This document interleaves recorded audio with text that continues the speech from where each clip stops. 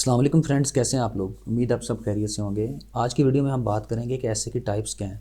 इस वीडियो के बाद ऐसे राइटिंग के रिलेटेड जितने भी क्वेश्चंस हैं वो आपके जहन में सॉल्व हो जाएंगे। दो के स्टूडेंट्स को एंड तक जो है इस चीज़ में बड़ी प्रॉब्लम रहती है कि ये कौन सी टाइप है ऐसे की, और इसकी मैं एग्जांपल के साथ आपको जो है फर्दर एक्सप्लेनेशन भी दूंगा।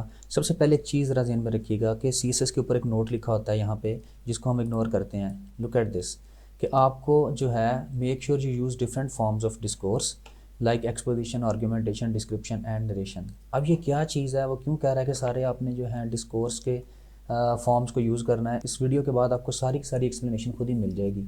अब सबसे पहले अगर हम बात करते हैं कि चार बेसिक टाइप्स ऐसे राइटिंग की कौन सी हैं, इन राइटिंग के अंदर तमाम के तमाम ऐसे आ जाते हैं। आज के बाद आपको समझ आ जाएगी कि ऐसे बेसिकली इनमें फ़र्क क्या है। अच्छा स्टूडेंट्स, इन तमाम टाइप्स को मैंने डिटेल के साथ, इनको लिखने के अलग पैरामीटर्स हैं। अब स्टूडेंट्स ये गलती ये करते हैं कि वो सीधा सीधा ऐसे लिखना शुरू कर देते हैं, उनकी बेसिक्स को नहीं सीखते। तो बुक के चैप्टर नंबर 4 के अंदर मैंने इस चीज़ को बहुत ज़्यादा मेक श्योर किया था कि स्टूडेंट्स को ये पता हो कि ये ऐसे लिखने किस तरह है। इन सब के लिए अलग-अलग ट्रांजिशनल वर्ड्स हैं, इसकी रिक्वायरमेंट है, वो मैंने डिटेल के साथ चैप्टर नंबर 4 में डिस्क्राइब की हैं। तो जो बुक ले रहे हैं स्टूडेंट, उस लाजमी चैप्टर नंबर 4 को अच्छी तरह से देखिएगा। इसको एग्जाम्पल के साथ मैंने सिखाया। जब आपको ये लिखना आ जाएगा, उसके बाद आप किसी भी तरह का ऐसे जो उसको डील करना आपके लिए साइकोलॉजिकली वो आपके जहन में सारी की सारी चीज़ें पहले से मौजूद होंगी। अगर आप पहली टाइप देखें तो एक्सपोजिटरी ऐसे है, इसको हम आगे डिटेल में बयान करते हैं। फिर आर्गूमेंटेटिव या ओपिनियन ऐसे है, फिर एनालिटिकल, क्रिटिकल या रिफ्लेक्टिव ऐसे है, और लास्ट में नैरेटिव ऐसे है। अब जो पहली टाइप है एक्सपोजिटरी ऐसे, आइए इसकी तरफ बढ़ते हैं। इसमें क्या क्या चीज़ें शामिल हैं। तो एक्सपोजिटरी ऐसे जो है, अगर हम बुनियादी तौर पे बात करें तो इसका मतलब है एक्सपोज करना, फैक्ट्स को सामने लेके आना। ये ऐसे बेस करता है रियलिटी के ऊपर। इसकी 5 टाइप्स हैं। सबसे पहले इसमें आता है डिस्क्रिप्टिव ऐसे या डिस्क्रिप्टिव राइटिंग, जिसके अंदर हम किसी चीज़ को डिफ़ाइन करते हैं। कोई भी ऐसे जब आपने लिखना है, शुरू में जब आपने डिफ़ाइन करना है, चाहे वो आर्गूमेंटेटिव ऐसे है, चाहे वो नैरेटिव ऐसे है, तो जब किसी चीज़ को, वाक़े को शुरू में आपने, या कोई फिनोमिना है, कोई टेक्निकल चीज़ है, कोई प्रॉब्लम है, तो उसको आपने डिफ़ाइन तो करना है। तो वो यहाँ पे आप डिस्क्रिप्टिव ऐसे के साथ डील कर रहे होते हैं। तो डिस्क्रिप्शन से मुराद है किसी चीज़ को बयान करना। इसमें आमतौर पे पर्सनैलिटीज़ आ जाता है, बुक्स का रिव्यू आ जाता है, प्लेसेस आ जाता है, इंट्रोडक्शन आ जाता है। यानी वो तमाम की तमाम चीज़ें जो फैक्चुअल ग्राउंड पे हैं, जिस चीज़ को आप डिस्क्राइब करते हैं, तो वो पहली टाइप है एक्सपोजिटरी ऐसे की। दूसरी टाइप एक्सपोजिटरी ऐसे की वो है जिसमें कंपेयर एंड कंट्रास्ट आ जाता है, जिस तरह city life versus village life, या online learning is better than traditional classroom learning. लेकिन अगर साथ वो ये लिख देता है व्हाट इज़ योर ओपिनियन, तो यहाँ पे साथ जो है वो दूसरा स्टाइल मर्ज कर रहा है, जिसको हम कहेंगे आर्गूमेंटेटिव। वो आगे चल के हम सीखेंगे। यानी कहने का मकसद ये है कि आमतौर पे अगर तो सिर्फ और सिर्फ फैक्ट्स पे हम बेस करेंगे तो वो एक्सपोजिटरी ऐसे में रहेगा। लेकिन चूँकि CSS में हमें लेंथ बहुत ज़्यादा बनानी होती है, तो इसके लिए फिर हमें बड़ा ऐसे लिखने के लिए फिर सारे स्टाइल्स को साथ लेके चलना पड़ता है। अच्छा, हम सिर्फ फैक्ट्स पे नहीं रहते बल्कि अंदर अपनी ओपिनियन भी शामिल करते हैं। तो इसलिए जो है इसको फिर यहाँ पे वो कह रहा है कि आप सारी डोमेन जो है उनको मर्ज करें। कॉज एंड इफेक्ट ऐसे जो है, इसके अंदर क्या करना होता है, जिस तरह एनर्जी क्राइसिस है, कॉजेज एंड इफेक्ट्स, कोई प्रॉब्लम लेके, कोई चीज़ लेके उसकी कॉजेज और इफेक्ट्स बतानी होती हैं। फिर social media has destroyed real life communication. अब अगर प्रॉब्लम सॉल्यूशन की तरफ चलें तो प्रॉब्लम सॉल्यूशन भी एक तरह से एक्सपोजिटरी की टाइप है, जिसके अंदर हम ये जो ऐसे है ये कॉज एंड इफेक्ट से मिलता जुलता है, जिसके साथ हम जो है कॉज इफेक्ट्स बता के साथ सॉल्यूशंस ऐड कर देते हैं। आमतौर पे जब भी कोई ऐसे प्रॉब्लम वाला आता है तो एंड पे सॉल्यूशन आपने देनी होती हैं। तो ये इसी के दायरे कार के अंदर कॉज एंड इफेक्ट और प्रॉब्लम सॉल्यूशन तकरीबन एक ही हैं। फिर प्रोसेस ऐसे जो है, इसके अंदर क्या आ जाता है, प्रोसेस ऐसे के अंदर जो है हमने किसी चीज़ का प्रोसेस बताना होता है। जैसे manufacturing of cement, process involve in manufacturing of sugar. इस तरह का ऐसे आमतौर पर CSS में नहीं आता। ज़्यादातर जो ऐसे होते हैं वो कंपेयर एंड कंट्रास्ट में, कॉज एंड इफेक्ट में आते हैं।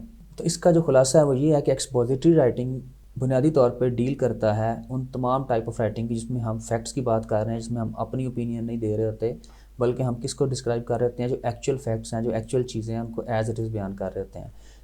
लेकिन CSS के अंदर चूँकि हमने सारे स्टाइल को मिक्स करना होता है, इसलिए आपको यहाँ पे सिर्फ एक तरह की ऐसे आप नहीं लिख रहे होते, बल्कि इसके अंदर जो दूसरी चीज़ें हैं वो भी साथ ऐड होंगी। आगे चलते हैं। आर्गूमेंटेटिव ओपिनियन। अब जो दूसरी ऐसे की टाइप है दैट इज़ आर्गूमेंटेटिव या ओपिनियन ऐसे। इसके अंदर आपने किसी एक ओपिनियन को जो है जस्टिफाई करना होता है। ओपिनियन ऐसे वो होता है जिसके अंदर आपने कन्विंस करना है या परsuade करना है किसी को किसी काम को करने के लिए, या अपनी बात को मनवाने के लिए।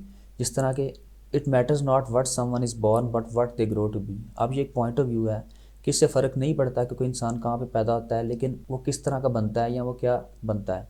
अब ये रिफ्लेक्टिव भी है और आर्गूमेंटेटिव भी है। अच्छा, अब इसमें रिफ्लेक्टिव और आर्गूमेंटेटिव को ज़रा क्लियर कर लीजिएगा। अगर तो आर्गूमेंट जो है वो किसी ऐसे टॉपिक से बेस नहीं करता जो कि एक्सपोजिटरी के डोमेन में आता है, या जो कि ऐसा टॉपिक है जो कि करंट अफेयर्स या स्टैटिस्टिक्स पे बेस करता है, तो वो रिफ्लेक्टिव के दायरे में चला जाएगा। यानी ऐसी ओपिनियन, ऐसी आर्गूमेंटेशन या ऐसे दलाइल जो आपने उस टॉपिक पे देने हैं जिसके अंदर ज़्यादातर आपको फैक्ट्स से या स्टैटिस्टिकल डाटा से डील नहीं करना पड़ेगा, तो फिर आमतौर पे कोई प्रोवर्बियल चीज़ है, कोई यूनिवर्सल ट्रूथ है, तो उसको रिफ्लेक्टिव कहेंगे, क्योंकि वो साथ आर्गूमेंट तो आप दे रहे हैं लेकिन वो टॉपिक जो है बेसिकली वो थोड़ा सा समझ लें एनालिटिकल या फिलोसॉफिकल टाइप है। तो जो फिलोसॉफिकल टाइप की तरह के आर्गूमेंटेशन होगी उसको हम रिफ्लेक्टिव प्लस आर्गूमेंटेटिव में ले जाएंगे। लेकिन बाज़ दफ़ा आर्गूमेंटेटिव जो होती है वो डिस्क्रिप्टिव प्लस आर्गूमेंटेटिव होती है, जैसा कि unipolar, bipolar, multipolar, new direction of the world. अब आपने ये बताना है, इन तीनों को डिस्कस करना है।